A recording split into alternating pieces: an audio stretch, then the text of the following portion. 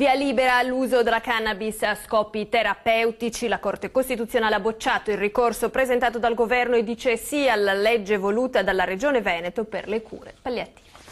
Guardiamo la realtà del centro Europa, guardiamo ai Paesi Bassi, guardiamo a tutti quei paesi dove la cannabis per questo uso è trattata come deve essere trattata, cioè un farmaco. Il Veneto, come l'Olanda e i Paesi Bassi, è al nord Europa che guarda Leonardo Padrin, presidente della Commissione Sanità del Veneto, nel giorno del via libera all'uso della cannabis per scopi terapeutici. Un provvedimento voluto lo scorso settembre in maniera unanime dal Consiglio regionale, ma che il Dipartimento delle Politiche Antidroga di Palazzo Chigi aveva impugnato. Ora la Corte Costituzionale ha bocciato il ricorso e la cannabis per le cure palliative è autorizzata.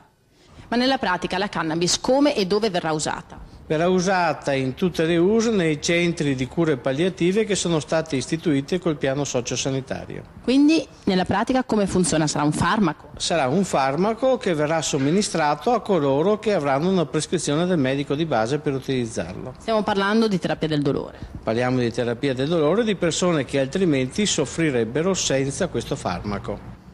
Il centro di ricerca di Rovigo svolgerà un ruolo importante.